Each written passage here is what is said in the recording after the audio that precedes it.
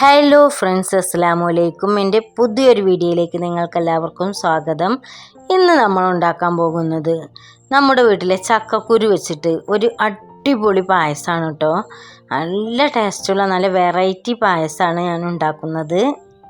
അപ്പോൾ നമുക്ക് ചക്കക്കുരു കഴുകിയെടുക്കാം. നല്ലവണ്ണം കഴുകിയെടുക്കണം കേട്ടോ.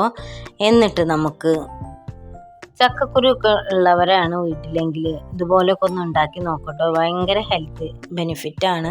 ഇതുപോലെ ചക്കക്കുരു കൊണ്ടൊക്കെ നമ്മൾ പായസം ഉണ്ടാക്കി കഴിക്കുമ്പോഴൊക്കെ ചക്കക്കുരുവിൻ്റെ പല വെറൈറ്റി വിഭവങ്ങളും നമ്മുടെ ചാനലിൽ ഉണ്ടാക്കിയിട്ടുണ്ട്. അതൊക്കെ ഒന്ന് നിങ്ങൾ കണ്ടു നോക്കുകയും കൂടിയും ചെയ്യണം കേട്ടോ.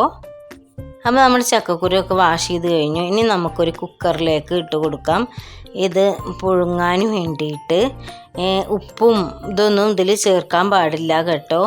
വെറുതെയാണ് ഞാനിത് പുഴുങ്ങുന്നത്. അപ്പോൾ ഇത് പുഴുങ്ങാൻ വേണ്ടി ആവശ്യമായ വെള്ളം ഒഴിച്ച് കൊടുക്കുക. ഒരു 2-3-4 ഫിസിലൊക്കെ വിളിക്കുമ്പോഴത്തേനും നമ്മുടെ ചക്കക്കുരു വെന്ത് കിട്ടും കേട്ടോ.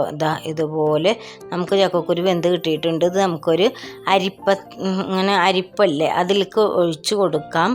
എന്നിട്ട് അതൊന്ന് വെള്ളമൊക്കെ വാർന്ന് പോവട്ടെ, ചൂടും ആവിയൊക്കെ ഒന്ന് പോവട്ടെ. എന്നിട്ട് നമുക്ക് ഇതിൻ്റെ സീഡ് തൊലി കളഞ്ഞ് സീഡ് എടുക്കാം.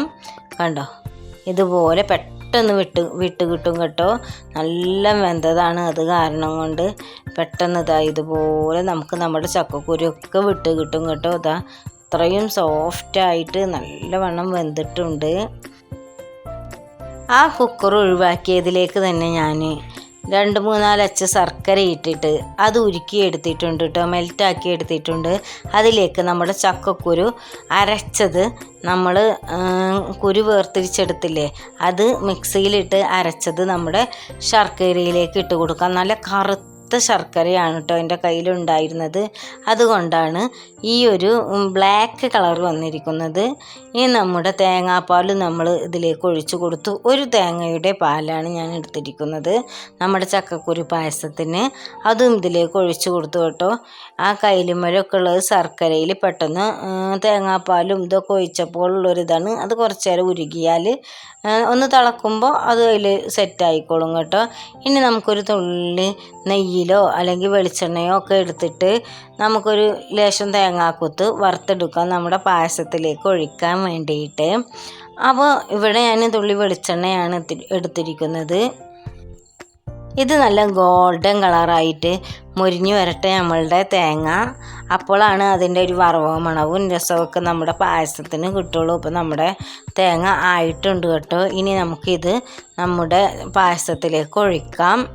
നമ്മുടെ പായസം കാണാനുള്ളതുപോലെ തന്നെ അത്രയും രുചിയാണ് കഴിക്കാനും. ഇത്ര സിമ്പിളാണ് നമ്മുടെ ചക്കക്കുരു പായസം ഉണ്ടാക്കാൻ എന്നുള്ളത് നിങ്ങൾ കണ്ടില്ലേ. ഇതുപോലെ എല്ലാവർക്കും പെട്ടെന്ന് ഉണ്ടാക്കിയെടുക്കാവുന്നതേ ഉള്ളൂ. നമ്മുടെ ചക്കക്കുരു പായസം വളരെ ഹെൽത്തിയുമാണ്. ഇനി നമുക്കിതൊന്ന് ഒരു ഗ്ലാസ്സിലേക്ക് ഒഴിച്ച് കുടിച്ച് നോക്കാം. ഇത് കുടിച്ചപ്പോൾ നല്ല ടേസ്റ്റ് ഉണ്ടായിരുന്നു കേട്ടോ, നല്ല രസമുണ്ടായിരുന്നു. ഇതിലേക്ക് ഞാനിത് തിളക്കുമ്പോൾ 2 ഏലക്കായും കൂടി ഇട്ടിരുന്നു കേട്ടോ, പറയാൻ മറന്നതാണ്. പെട്ടെന്ന് തയ്യാറാക്കാൻ പറ്റുന്ന ഈ ചക്കക്കുരു പായസം എല്ലാവരും ഒന്ന് ട്രൈ ചെയ്ത് നോക്കണേ. നമ്മളെ ചാനൽ ഇഷ്ടമായാൽ ലൈക്ക് ചെയ്യണേ, ഷെയർ ചെയ്യണേ. വീണ്ടും മറ്റൊരു വീഡിയോയുമായിട്ട് വരാം. അസ്സലാമു അലൈക്കും.